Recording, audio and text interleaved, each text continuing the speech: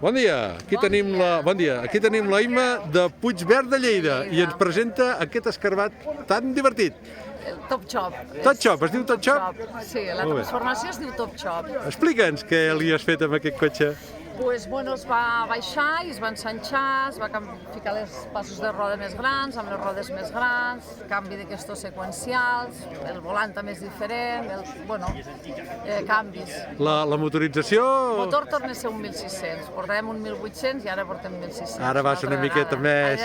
Sí, perquè el vaig cremar l'altre. El vas cremar? Molt bo, molt bo. Sí. Bueno, i llavors, i aquest vidre dividit, tampoc és original, no, però... perquè és el model Top Chop que va aquest vidre. Sí.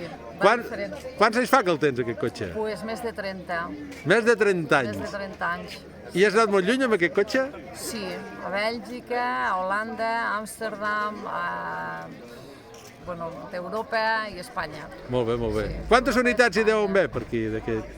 Aquí dos, a Espanya. A Espanya el dos. nostre i una a Canàries, me van dir.